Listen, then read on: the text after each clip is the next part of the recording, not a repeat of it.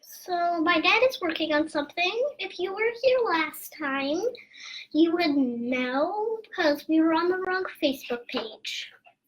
But here the sign says Kindness 101 will begin shortly, so probably shouldn't be too long. And while you're waiting, you can get a drink if you have to, and stuff like that. So yeah. Okay. All right, thank you, sweetie. Here he is. Hi. Hi, everybody. Welcome to class. How you guys doing? I see folks are still showing up. What I'm going to do first, while we're waiting for everybody to get here, is I'm going to talk a little bit about your homework assignments. I am so impressed with what you guys have done so far. If you remember the first day of class, I asked you to think of a hero, and one of these heroes that's helping out in the situation we have now with the coronavirus. And if you turned in your homework, it's possible you could be on the news. You could be on the news on Friday. We're going to take some of the assignments and put them on TV, which is going to be really cool. But what I asked you to do is find a hero and send some kind of thank you. You could call them, you could send them a letter, and kids have been sending us what they've been up to. And I just want to share some of them with you while we're waiting here. Here is one that we got. This is a little boy who lives in Seattle, and he's writing a letter. He wrote a letter to his police officer neighbor, and he said, thank you for getting close to people at this time. And at the time, I'm talking about this coronavirus. Thank you for keeping us safe. You are the best. That was a really nice one. Here's another one we got. We've got about 300 of these things, which is really nice. This is from Evan. He lives in Toronto. He's 11 years old, and he and his sister Audrey wrote a letter to the local hospital, the doctors and nurses there. And his letter said, down here at the bottom, he says, I think you are a hero for saving lives and making people safe, because they know if they need medicine, they can get it from you. That was nice, right? Here's one near and dear to my heart. This is a girl. She's almost 10, she says. She wrote a thank you to one of the reporters she saw on TV. And she said, down here, nice letter. The end here, she said, a lot of people may not think or know this, but journalists are heroes. Please tell your camera people that they are brave too. That's nice. Yeah. I love this one. Wait, This, what is it? let me see. Oh, yeah, she See what wrote she did? a note for him Yeah, on well, the sidewalk. Yeah, on the sidewalk, Since right? she couldn't get close to him, Well, she wrote just it. left a note. She wrote it right beneath the mailbox, and it simply says, "Dear mailman, thank you for the hard work." And can you imagine what that mailman is going to think when he shows up and he sees that? It's going to be the greatest thing. These kids are making a real difference, in people's lives. This is Tyler in Mansfield, Texas. He wrote a note, and he stuck this note on the back door of the Kroger grocery store. It was to the delivery man.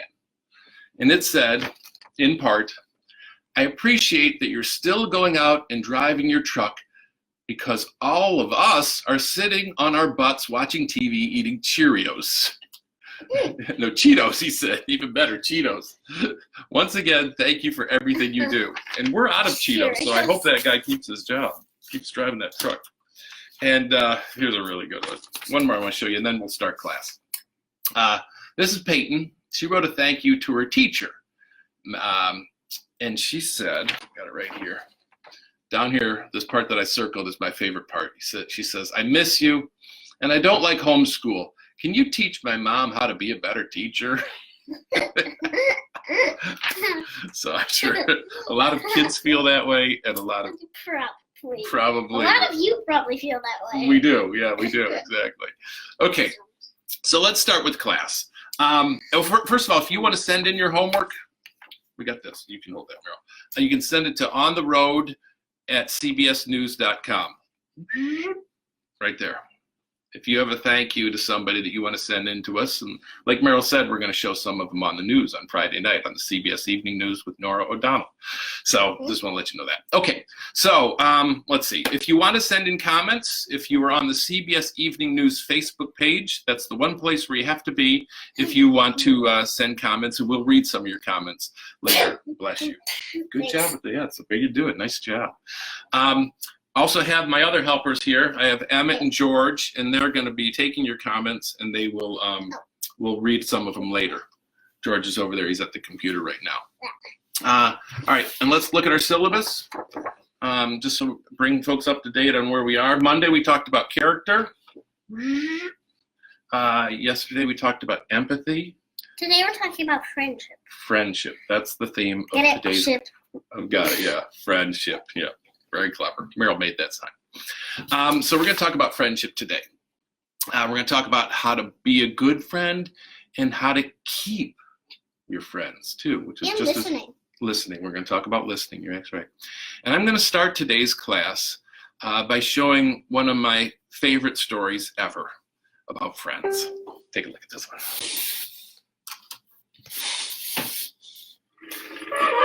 When elephants retire, many pack their derms for the elephant sanctuary in Tennessee. They arrive here one by one, but stay here two by two. Every elephant that comes here searches out someone that she then spends most all of her time with. What are you doing? Sanctuary co-founder Carol Buckley says it's like best girlfriends. It's just like us, somebody that they relate to, they have something in common with. Oh, hello, how are you? Debbie has Ronnie. Best buds, these two. Misty can't live without Dolores. And perhaps the closest friends of all. Tara and Bella, of course. There's no other elephant around here? That's Tara. Just these two. And this is Bella. This is her friend, and her friend just happens to be a dog and not an elephant. That's hilarious. Bella is one of more than a dozen stray dogs that have found a home at the sanctuary. Most want nothing to do with the elephants and vice versa. But not this odd couple. They are absolutely inseparable. When it's time to eat, they both eat together, they drink together, they sleep together, they play together. Tara and Bella have been close for years, but no one really knew how close they were until recently. A few months ago, Bella suffered a spinal cord injury. She couldn't move her legs, couldn't even wag her tail. For 3 weeks, the dog lay motionless up in the sanctuary office. And for 3 weeks, the elephant held vigil. 2,700 acres to roam free, and Tara just stood in the corner. To me, it really was she was concerned about her friend. Then one day, co-founder Scott Blake carried Bella onto the balcony so she and Tara could at least see each other. And Bella's tail started wagging, and we had no choice but to bring Bella down to see Tara. They visited like this every day till Bella could walk. Wow. Today, their love and trust is stronger than ever. Bella even lets Tara pet her tummy with her foot. They harbor no fears, no secrets, no prejudices. Just two living creatures who somehow manage to look past their immense differences. If they can do it, what's our excuse?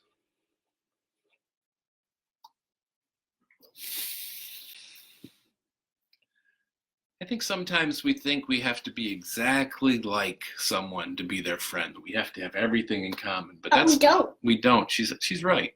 You don't have to be exactly alike. In fact, the very first friends I ever had, they were imaginary friends. I had 2 of them, and they were very different. I asked Meryl to draw pictures of what my friends looked like. One was named Cridey.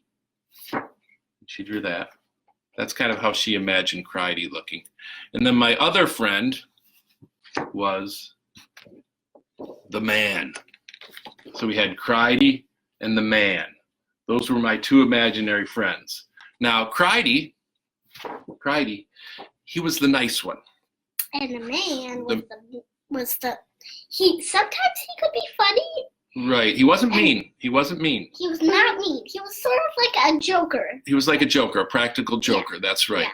But what's interesting, these 2 were nothing alike, my 2 imaginary friends. But the three of us were like the three amigos: Steve, Cridey, and the man. I know it sounds like a bad 70s police drama, but but that's who we were. And we palled around before I really had any human friends. And as I look back on it now, I thought that was kind of nice because, you had Cridey, he was great. He was always perfect. The man, if some cookies disappeared out of the cookie jar, it was probably the man. That's the kind of thing. And he still has them today. He is, yes, the man is back now that Meryl's here in the house. The Cridey and the man are back after 50 years. But the point I'm trying to make through all this is that that just because we weren't exactly alike doesn't mean we couldn't be friends. And I think that's a great lesson. And I have a story I want to show you now about two friends that aren't exactly alike. But they think they're twins. Exactly. Think they're twins. Exactly. Watch this then.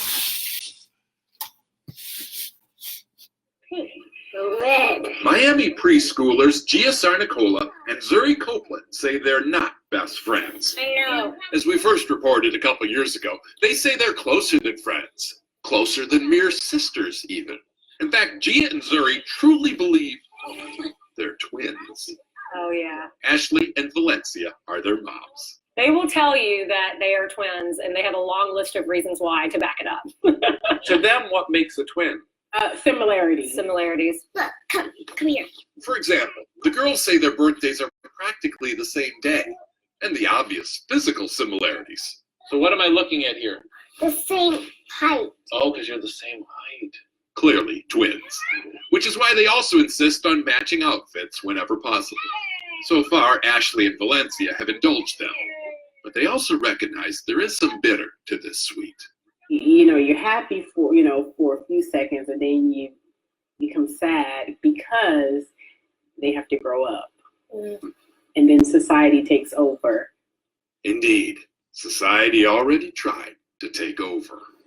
Zuri and Gia were at a birthday party when an older kid told them they couldn't be twins because they don't have the same skin color. Gia broke down, but through her tears, she got out this rebuttal. She said, "You don't know what you're talking about. We're twins because we share the same soul." I just get chill bumps. Soul? I was just thrown by just that word. Yeah. Obviously, what Gia was trying to say is that at our core, we are one. Since this story first aired in 2017, America hasn't always followed their lead. But it's important to remember that while all that was going on, so was this. Today, in their minds, they are still twins. Of course, they have their moments, like when Zuri accused Gia of having a boyfriend. Now why did you say that to me? What did you do? That didn't go over well at all.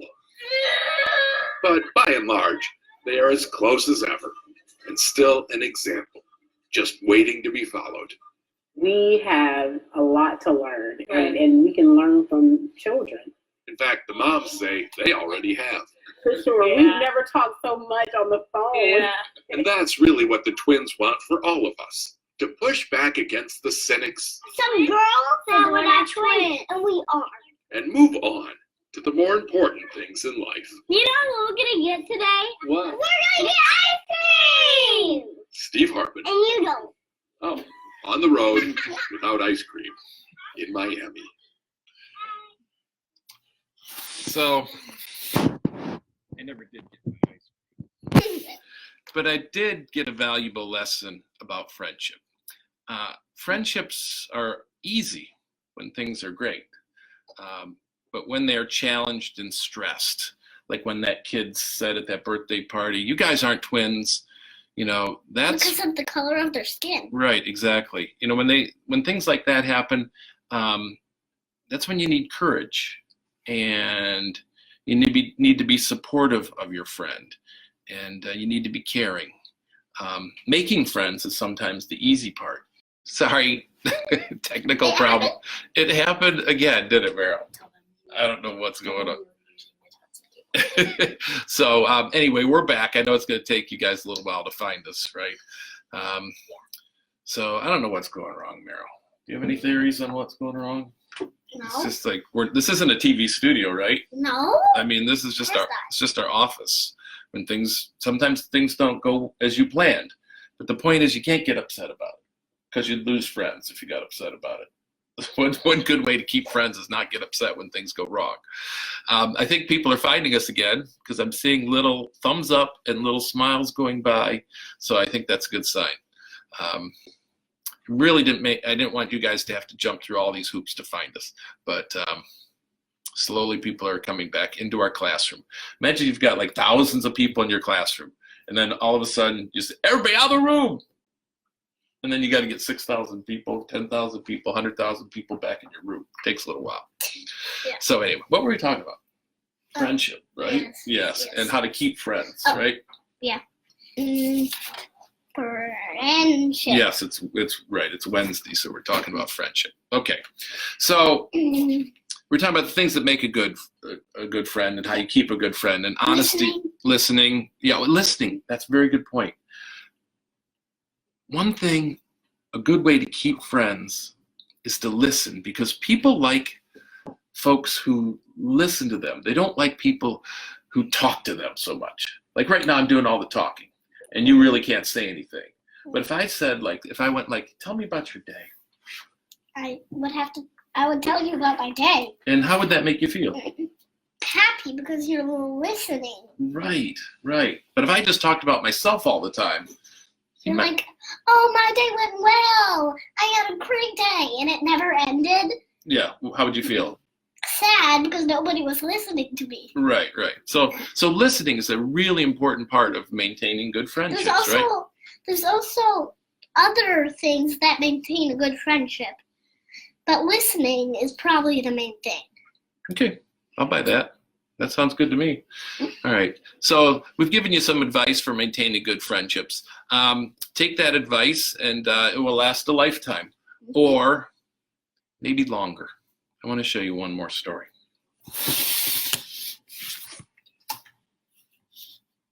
Down screen. There it is. Just outside Greensboro, North Carolina, the Bishop McGinnis boys basketball team is coming off what may be the most remarkable game in school history. I still can't believe that even happened. I felt like there was no one who could stop us. I will remember this game for the rest of my life. The game was against their arch rivals, Mount Airy High School. But to fully appreciate what happened here, you first need to know how Coach Josh Thompson prepared them for this night. It all started a few days earlier with an old ball and a gold Sharpie. Coach Thompson told each player to pick someone to dedicate the game to. Could be an uncle, grandpa. One kid picked his parents. They all enjoyed the exercise. But safe to say, no one took it more seriously than junior guard Spencer Wilson. He picked his friend, Josh Rominger. Josh's passion for life just really drew me towards him. Spencer and Josh were two great friends with one lousy thing in common. They both had cancer. The difference was Spencer beat his, and Josh didn't. He died 9 months ago. His joy illuminated the room, and it was always apparent to me that he was special. Before the game, Spencer wrote a letter to Josh's mom, explaining what they were doing and why he would be playing for Josh. Just wanted to let you know the impact your son has on my life to this day. I will never forget him. Play for Josh. I read it and cried. Josh's mom, Dina Rominger. They just had that bond. Nobody else knew how Josh felt except for Spencer. Spencer says he still thinks about Josh every day. That's why this opportunity meant so much to him. And the timeouts when we touched the ball, I found where I wrote Josh, and I looked for that and put your hand on it? Put my hand on it every single time. You thought of him? Yes. So it meant a whole lot to me. Which brings us to the end of that game. With 2 seconds left on the clock, Bishop down by a point, and their rivals at the free throw line, Bishop needed a miracle. And some say that's exactly what they got. Rebound comes down to Gardner. Leads it ahead to Wilson. He's going to ride it up from three-quarter court. That's got a shot. It's good! Spencer Wilson from 50 feet moves the game for the Phillies. In the official record book, Spencer Wilson will get credit for that remarkable Hail Mary. But the boys here at Bishop believe Spencer's friend Josh deserves at least an assist. And no matter what you believe, you've got to score 1 for friendship. Steve Hartman, On the Road, near Greensboro.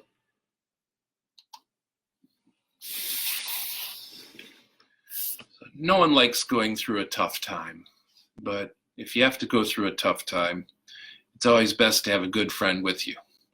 And I know a lot of us are going through tough times. We're out of school. We don't want to be out of school. But this is a great time to have a close friend. Do you guys have close friends that you're staying in touch with since you've been out of school? Does it help when you can talk to them? Maybe you're connecting over the computer like we are. It just kind of makes things better. When things get rough, that's when it's best to have a good close friend. Make sure you're doing a good job maintaining your friendships. Okay. Let's see, how about some comments?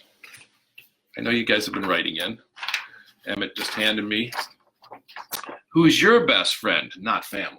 So I can't pick any of you guys. My best friend is actually my wife. Her name's Andrea. What's that? It's family. I know. But I still have to say it. It's just the way the world is. My best friend that's not I have 2 really good friends. One is named Nicholas Diambra, and he lives in Los Angeles, and he's been my friend for a long, long time. And the other really good friend I have is Bob Kekamis, and he's the cameraman that shot every one of these stories you've seen so far. We're on the road all the time, and we're traveling together. And it's really, it makes life so great when the person you work with is also one of your best friends. So those are my 2 best friends. 3 if you count my wife. How do you find all these stories? So there's another great friend. My producer, Roxanne Feitel, is the person who finds all these stories. That's her job. She scours the internet and looks through local papers and websites, and she finds just stories about tremendous Americans doing amazing things. And that's how we're able to bring them to you every Friday and in this class as well. Okay, got one final story to show, and this is the one I really want you to remember. I want this one to stick with you when you go back to school, and you are going to go back to school. And when that happens, I want you to keep this story in mind.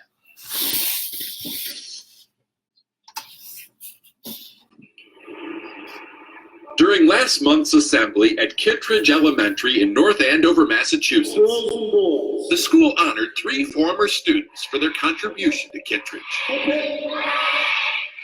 The former students are Alex Gamble, Kira Brown, and Celia DeSalvo. They all just graduated from high school, but the present they left behind when they were here is still all anyone can talk about. The kids started working on this gift unwittingly. It was 10 years ago. They were in 2nd grade and out here on the playground during recess when one of them saw this little rock, or what looked like a little rock, sticking up out of the ground. So we kind of thought, we're like, oh, we should just we found some sticks. We're like, oh, let's just dig this out of the ground.